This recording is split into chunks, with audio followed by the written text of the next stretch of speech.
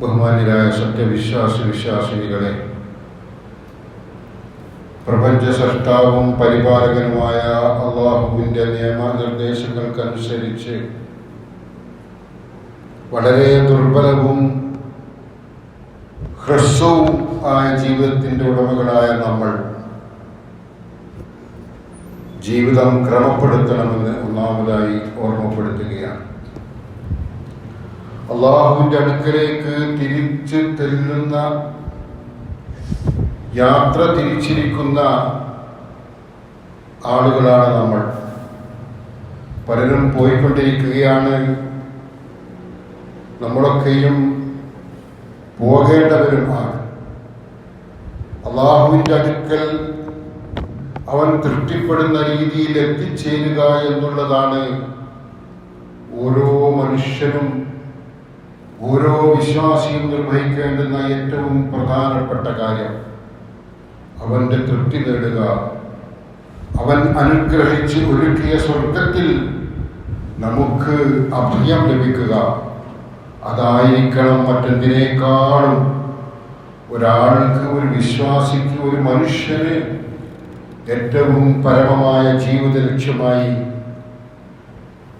ഉണ്ടാവേണ്ടത്. വിശുദ്ധ ഖുർആൻ സൂചിപ്പിക്കുകയാണ് സൂറത്ത് യൂസുഫിൽ, വമാ യുഅ്മിനു അക്സറുഹും ഇല്ലാ വഹും മുശ്രികൂൻ. ജനങ്ങളിൽ അല്ലാഹുവിൽ വിശ്വസിക്കുന്നത് അവരിൽ അധിക പേരും, അതായത് ജനങ്ങളിൽ അധിക പേരും അല്ലാഹുവിൽ വിശ്വസിക്കുന്നത് വിശ്വാസികളാണ്, അല്ലാഹുവിൽ വിശ്വസിക്കുന്നവരാണ്. അവനെക്കുറിച്ച ഏതാണ്ട് എല്ലാ ശരിയായ ധാരണകളും വെച്ച് പുലർത്തുന്നവരാണ്, ചില കാര്യങ്ങളിലൊഴികെ. അതാണ് ഇവിടെ സൂചിപ്പിച്ചിരിക്കുന്നത്.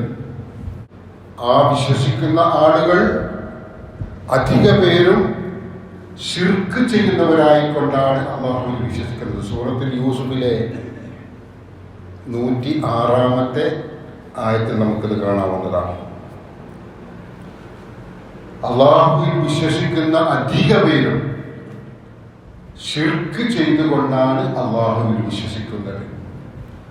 ശിർക്ക് ചെയ്യുക എന്നുള്ളത്, അല്ലെങ്കിൽ ശിർക്കിലൂടെ ജീവിക്കുക എന്നുള്ളത് അല്ലാഹു തൃപ്തിപ്പെടാത്ത ഒരു വിഷയമാണ്.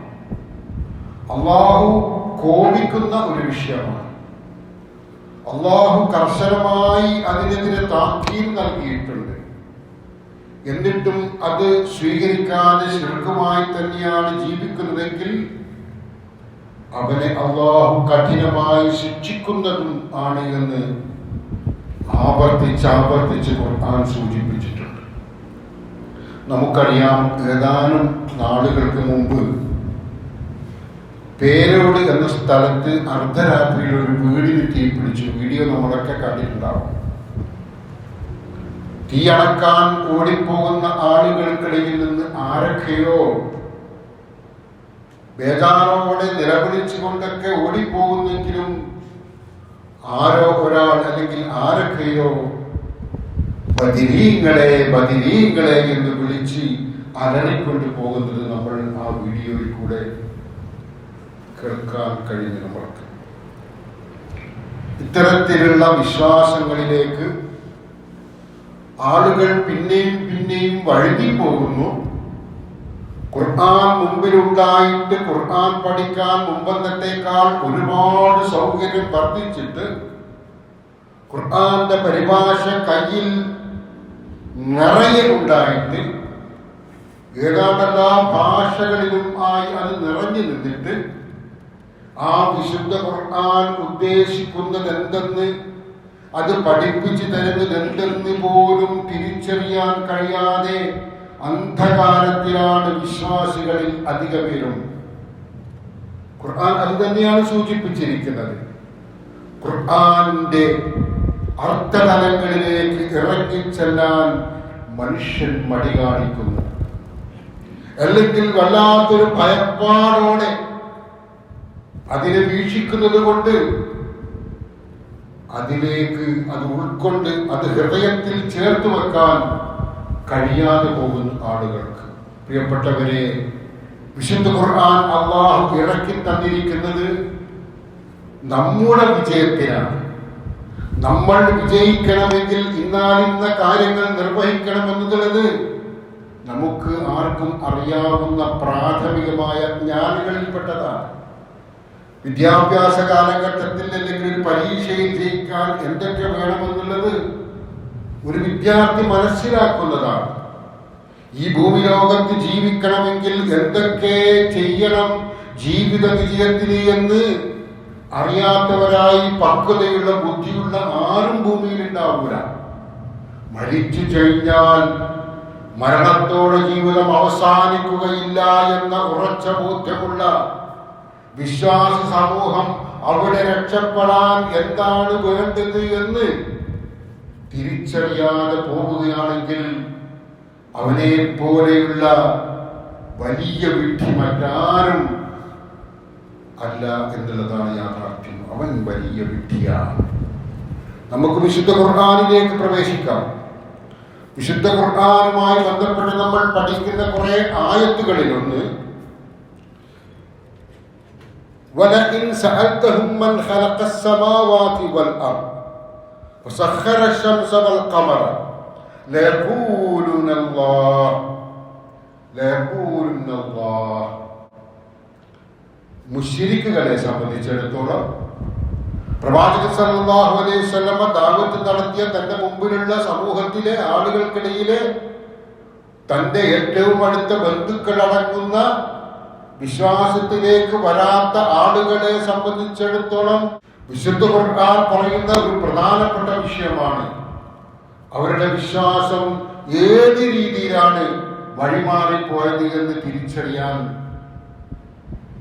കഴിയണം. നമ്മൾക്ക് ഇവിടെ സൂചിപ്പിക്കുന്നു വലഇൻ സഅൽതഹും മൻ ഖലഖസ് സമാവാതി വൽ അർള, ആകാശങ്ങളും ഭൂമിയും സൃഷ്ടിക്കുകയും വസഖറ അശ്-ശംസ വൽ ഖമറ, സൂര്യനെയും ചന്ദ്രനെയും കീഴ്പ്പെടുത്തുകയും ചെയ്തത് ആരാണെന്ന് അവരോട് ചോദിച്ചാൽ, പ്രപഞ്ചത്തിൽ ഒരുക്കി വെക്കപ്പെട്ട ഈ സംവിധാനം, അതിന്റെ പിന്നിലെ ആ മഹശക്തി ആരാണ് എന്ന് അവരോട് ചോദിക്കപ്പെട്ടാൽ അല്ലാഹുവാണെന്ന് അവർ പറയും. ആര്? മുശ്രിക്കുകൾ പറയും. പ്രവാചകൻ സല്ലല്ലാഹു അലൈഹി വസല്ലം പഠിപ്പിച്ച രീതിയിൽ വിശ്വസിക്കാതിരുന്ന ആളുകളുടെ വിശ്വാസമാണ് ഈ പറയുന്നത്. ആരാണ് ഭൂമിയെ സൃഷ്ടിച്ചത്?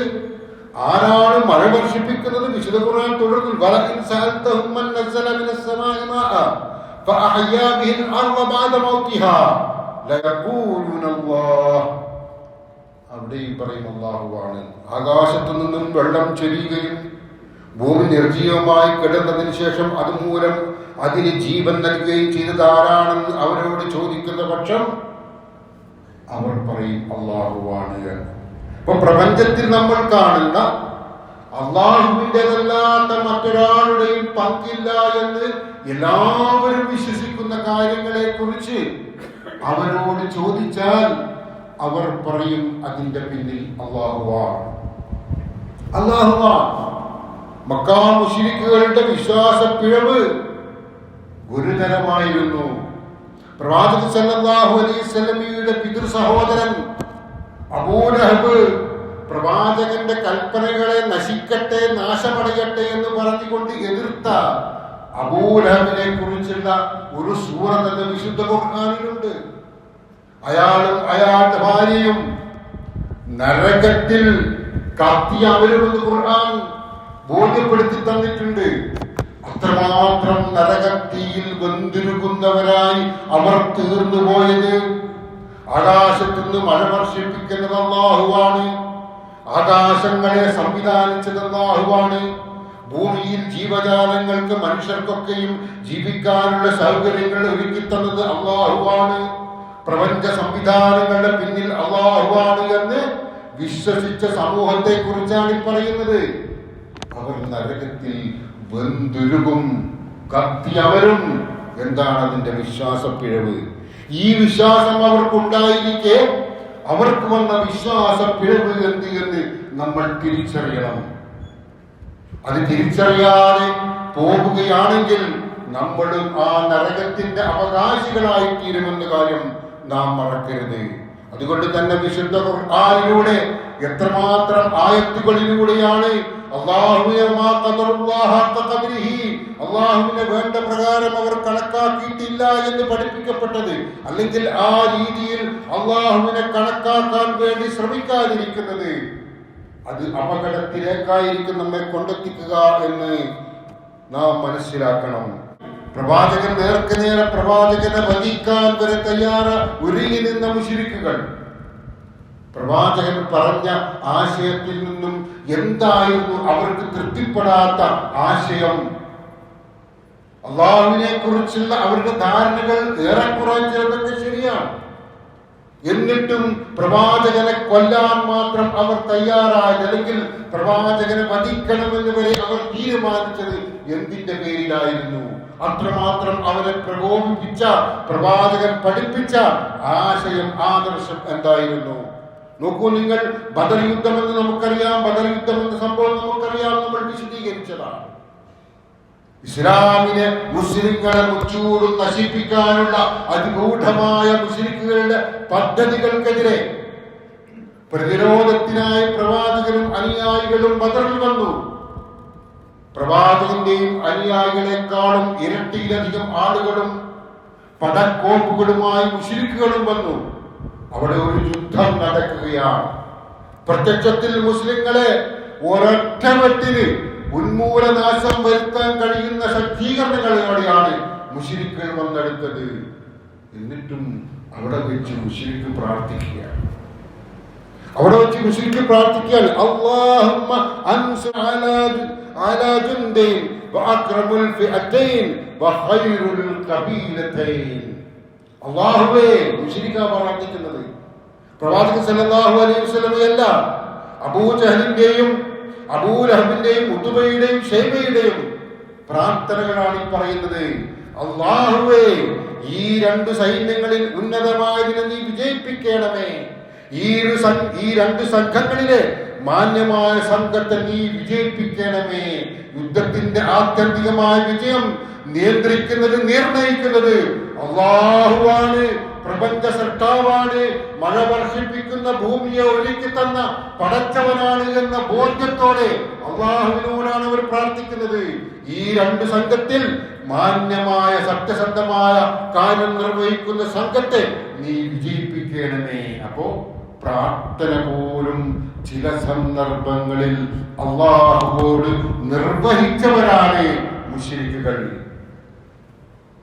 അബൂജഹൽ പ്രാർത്ഥിക്കുന്നുണ്ട്, അല്ലാഹുമ്മ ഐന കാന അഖ്തഉ ബിറഹം. ബദറിൽ വെച്ച് അബൂജഹൽ, ആ ബദറിൽ അബൂജഹലിന്റെ ഒടുക്കവുമായിരുന്നു. അബൂജഹൽ അതിനു മുമ്പായി പ്രാർത്ഥിച്ചു, അല്ലാഹുമ്മ ഐന കാന അഖ്തഉ ബിറഹം. അല്ലാഹുവേ, ഈ രണ്ടു സംഘങ്ങളിൽ ആരാണോ റഹീം രക്തബന്ധം മുറിച്ചത് അവരെ നീ നശിപ്പിക്കണമേ. അല്ലാഹുവോട് പറയുന്നത്. പ്രവാചകൻ സല്ലല്ലാഹു അലൈഹി വസല്ലം രക്തബന്ധം മുറിച്ചു, പാരമ്പര്യ വിശ്വാസങ്ങളെ ചോദ്യം ചെയ്തു എന്ന രീതിയിൽ പ്രവാചകനെ എതിർക്കുകയാണ്.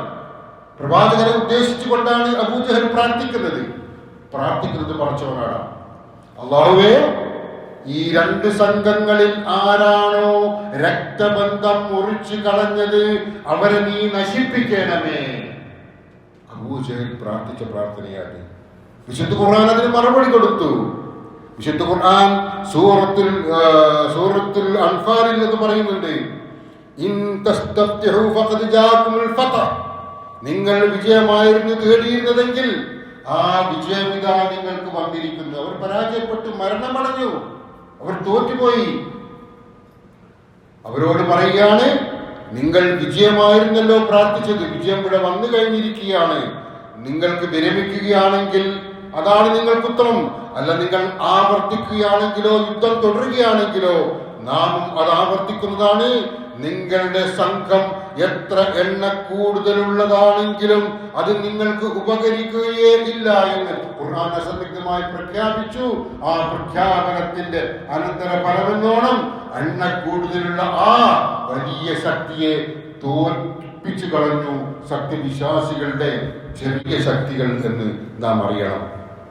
അവിടെ അള്ളാഹു സത്യത്തിന്റെ ഭാഗക്കാരെ വിജയിപ്പിച്ചു.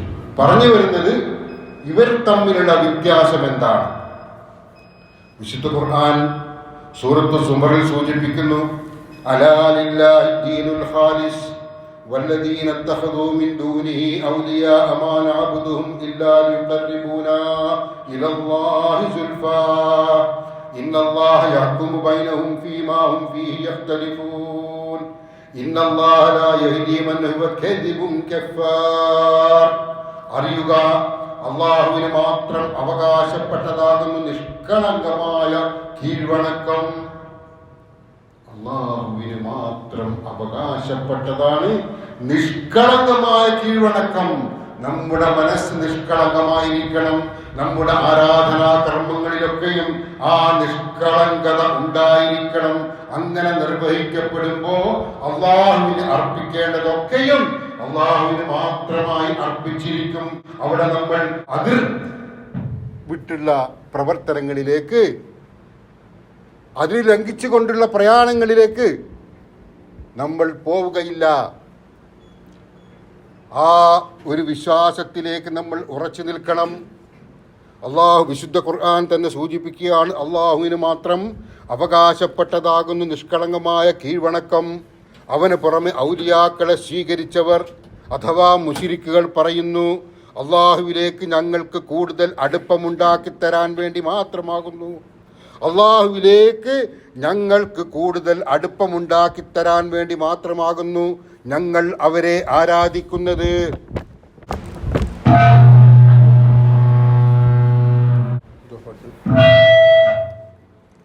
അള്ളാഹുവിലേക്ക് ഞങ്ങൾക്ക് കൂടുതൽ അടുപ്പമുണ്ടാക്കി തരാൻ വേണ്ടി മാത്രമാകുന്നു ഞങ്ങൾ അവരെ ആരാധിക്കുന്നത്. നേരത്തെ അള്ളാഹുവിനോട് പ്രാർത്ഥിച്ചിരുന്ന ആളുകൾ അള്ളാഹുവിനോട് അവനാണ് ഭൂമിയെ സൃഷ്ടിച്ചത് എന്ന രീതിയിൽ അവനോട് പ്രാർത്ഥിച്ചിരുന്ന ചോദിച്ചിരുന്ന ആളുകൾ, മുശ്രിക്കുകളായ ആളുകൾക്ക് പ്രാർത്ഥനയുടെ ചില വശങ്ങളിൽ അള്ളാഹു അല്ലാത്തവരെ ഉപയോഗപ്പെടുത്തിയിരുന്നു. കാരണം അള്ളാഹു എന്ന മഹശക്തിയെ നേർക്ക് നേരെ അടുത്ത് ഇടപെടാൻ കഴിയാത്ത, നമുക്ക് സ്വാധീനിക്കാൻ കഴിയാത്ത അവസ്ഥയുള്ളത് കൊണ്ട് അള്ളാഹുവുമായി കൂടുതൽ അടുപ്പിക്കാനുള്ള ഇടയാളന്മാർ വെച്ചുകൊണ്ട് അവരോട് ചോദിച്ചിരുന്നു. അവർ ശഫാഅത്ത് നടത്തും, അവർ ശുപാർശ ചെയ്തു തരും, അവർ റെക്കമെൻഡ് ചെയ്തു തരും, അവർ നമുക്ക് ഹെൽപ്പ് ചെയ്തു തരും.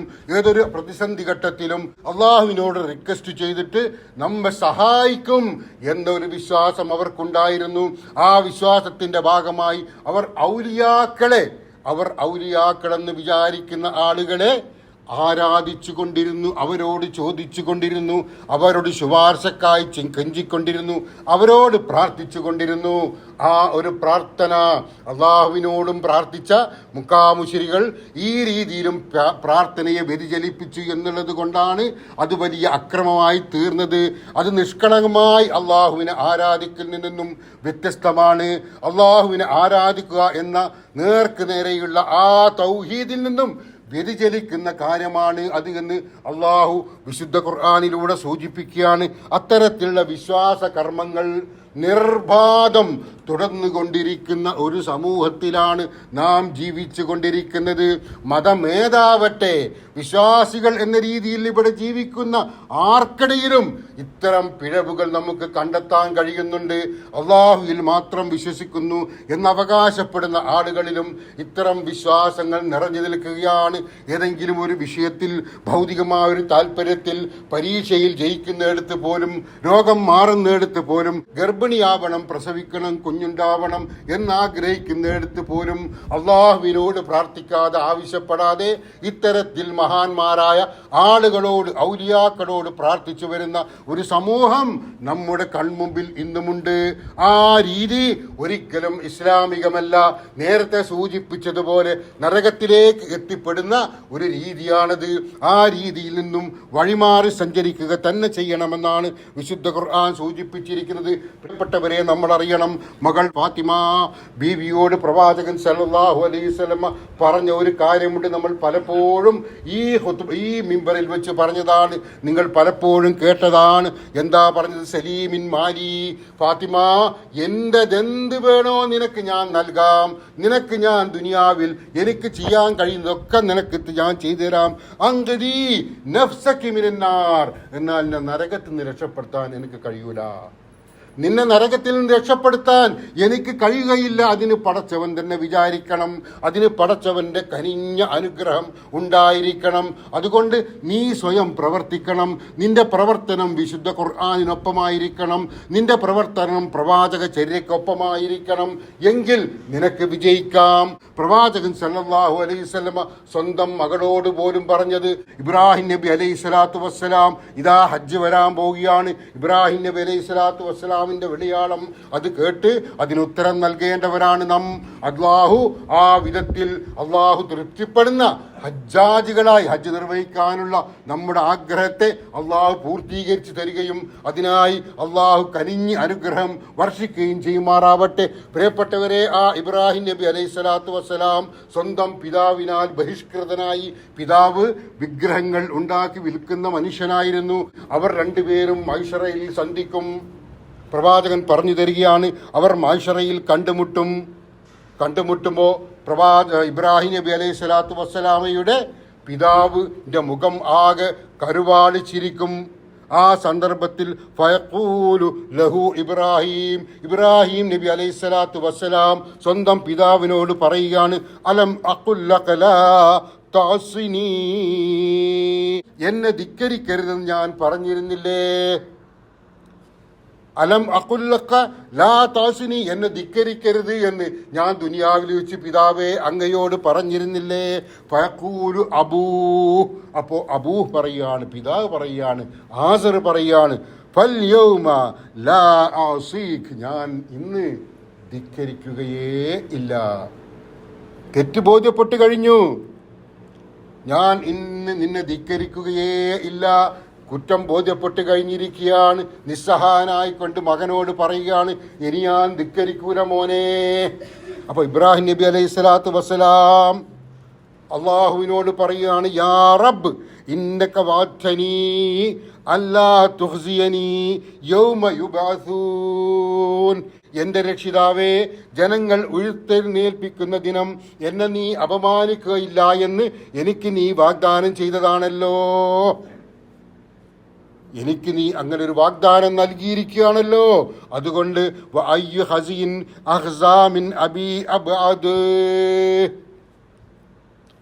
എന്നാൽ അകറ്റപ്പെട്ടിരിക്കുന്ന എൻ്റെ പിതാവിനേക്കാൾ എനിക്കെന്ത് അപമാനമാണ് മറ്റുള്ളത്. എൻ്റെ പിതാവ് എന്നിൽ നിന്ന് അകന്നു പോയിരിക്കുന്നു, സ്വർഗാവകാശിയാവാൻ സാധ്യതയില്ല. അതുകൊണ്ട് ഞാൻ അപമാനിതനായി പോകും. ഇബ്രാഹിം നബി അലൈഹി സ്വലാത്തു വസ്സലാം ഖലീലുല്ലാഹ് എന്ന് വിശേഷിപ്പിക്കപ്പെട്ട, അള്ളാഹുവിൻ്റെ ചങ്ങാതി എന്ന് വിശേഷിപ്പിക്കപ്പെട്ട ഇബ്രാഹിം നബി അലൈഹി സ്വലാം മനസ്സ് നൊന്ത് അള്ളാഹുവിനോട് പ്രാർത്ഥിക്കുകയാണ്, ആവശ്യപ്പെടുകയാണ്, അള്ളാഹുവേ, എൻ്റെ പിതാവ് എന്നിൽ നിന്നും അകന്നു പോകുന്നതിനേക്കാൾ എനിക്ക് അപമാനകരമായി ഒന്നുമില്ല എന്ന് പറഞ്ഞപ്പോൾ അള്ളാഹു പറയുന്ന ഒരു മറുപടിയുണ്ട്. പ്രിയപ്പെട്ടവരെ, ഇന്നി ഹറംതുൽ ജന്ന അലൽ കാഫിരീൻ, നിശ്ചയം സ്വർഗം സത്യനിഷേധികൾക്ക് നിഷിദ്ധം തന്നെയാ. സത്യനിഷേധികൾക്ക് സ്വർഗം നിഷിദ്ധമാണ്. മനസ്സിലാക്കണം പ്രിയപ്പെട്ടവരെ, നമ്മൾ സ്വർഗത്തിലേക്ക് യാത്ര തിരിച്ചവരാണ്, സ്വർഗത്തിലേക്ക് യാത്ര പോയിക്കൊണ്ടിരിക്കുകയാണ്. നമുക്ക് ആ ലക്ഷ്യസ്ഥാനത്തെത്തണം. ആ ലക്ഷ്യസ്ഥാനത്ത് നിന്ന് നമ്മൾ വഴിമാറി പോകരുത്, നമ്മൾ നരകാവകാശിയായി പോകരുത്. അതുകൊണ്ട് സ്വർഗത്തിലേക്ക് എത്താനുള്ള വഴി എന്താണെന്ന് ചോദിച്ചാൽ വിശുദ്ധ ഖുർആനിൻ്റെ സന്ദേശങ്ങൾ വ്യക്തമായ രീതിയിൽ നമ്മൾ ഉൾക്കൊള്ളുക. വിശുദ്ധ ഖുർആൻ ശുപാർശ ചെയ്യാൻ ആരുമില്ല എന്ന് വ്യക്തമാക്കി പറഞ്ഞിരിക്കുകയാണ്. വത്തഖൂ യൗമൻ ലാ തജ്സീ നഫ്സുൻ അൻ നഫ്സിൻ ശൈആ വലാ യുഖ്ബലു മിൻഹാ അദ്ലുൻ വലാ തൻഫഉഹാ ശഫാഅത്തുൻ വലാ ഹും യുൻസറൂൻ. ഒരാൾക്കും മറ്റൊരാൾക്ക് വേണ്ടി ഒരു ഉപകാരവും ചെയ്യാൻ പറ്റാത്ത, ഒരാളിൽ നിന്നും ഒരു പ്രായശ്ചിത്തവും സ്വീകരിക്കപ്പെടാത്ത, ഒരാൾക്കും ഒരു ശുപാർശയും പ്രയോജനപ്പെടാത്ത, ആർക്കും ഒരു സഹായവും ലഭിക്കാത്ത ഒരു ദിവസത്തെ നിങ്ങൾ സൂക്ഷിക്കണം. ഒരാളുടെ സഹായവും പലരും സഹായിക്കാൻ അവിടെ ഉണ്ട് എന്നാണ് ഇപ്പോൾ പ്രചരിപ്പിച്ച് കൊണ്ടിരിക്കുന്നത്. പല വിശിഷ്ട വ്യക്തിത്വങ്ങളെയും പല ഔലിയാക്കളുടെയും പല വലിയ വലിയവർ മഹാന്മാരെന്ന് വിശേഷിപ്പിക്കപ്പെടുന്ന ആളുകളെയും കുറിച്ചും അങ്ങനെയാണ് പ്രചരിപ്പിച്ചു കൊണ്ടിരിക്കുന്നത്. ഖുർആൻ അസന്നിഗ്ധമായി പറയുന്നു, ഒരാൾക്കും മറ്റൊരാൾക്ക് വേണ്ടി ഒരു ഉപകാരവും ചെയ്യാൻ പറ്റൂല, ഒരാളിൽ നിന്നും ഒരു പ്രായശ്ചിത്തവും സ്വീകരിക്കൂല, ഒരാൾക്കും ഒരു ശുപാർശയും പ്രയോജനപ്പെടൂല. അങ്ങനെയുള്ള ഒരു ദിവസത്തെ നിങ്ങൾ സൂക്ഷിക്കണേ. പ്രിയപ്പെട്ട മകളോട് പ്രവാചകൻ സല്ലല്ലാഹു അലൈഹി വസല്ലം പറഞ്ഞു, നരകത്തെ നീ സ്വയം കാത്തു രക്ഷിക്കുക തന്നെ ചെയ്യണം. നരകത്തിന് രക്ഷപ്പെടാൻ നീ തന്നെ പരിശ്രമിക്കണം. ഇബ്രാഹിം നബി അലൈഹി സ്വലാത്തു വസ്സലാമയുടെ പിതാവിന് അവിടെ വെച്ച് അപമാനിക്കപ്പെടുന്ന രീതിയിൽ നരകശിക്ഷയാണ് ലഭിക്കുക.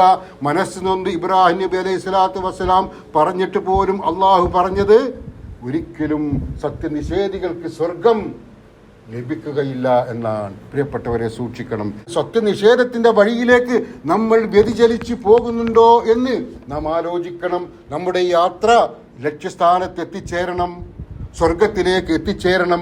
അതിൻ്റെ പ്രവർത്തനം, അതിൻ്റെ പരിശ്രമം, അതിൻ്റെ അധ്വാനം, അതിൻ്റെ മെനക്കെടൽ അതൊക്കെയും വിശുദ്ധ ഖുർആനിലൂടെ തിരുസുന്നത്തിലൂടെ മനസ്സിലാക്കാൻ വേണ്ടിയായിരിക്കണം നാം ശ്രദ്ധിക്കേണ്ടത്. അത്തരത്തിൽ വിശുദ്ധ ഖുർആനും തിരുസുന്നത്തും അനുസരിച്ച് ജീവിക്കുന്ന മുവഹിദുകളുടെ, മുസ്ലിങ്ങളുടെ കൂട്ടത്തിൽ കരുണാമനായ അള്ളാഹു നമ്മെ ഉൾപ്പെടുത്തുമാറാവട്ടെ. അഖൂലു ഖൗലി ഹാദാ വസ്തഗ്ഫിറുല്ലാഹ ലി വലക്കും ഫസ്തഗ്ഫിറൂഹു ഇന്നഹു ഹുവൽ ഗഫൂറുർ റഹീം.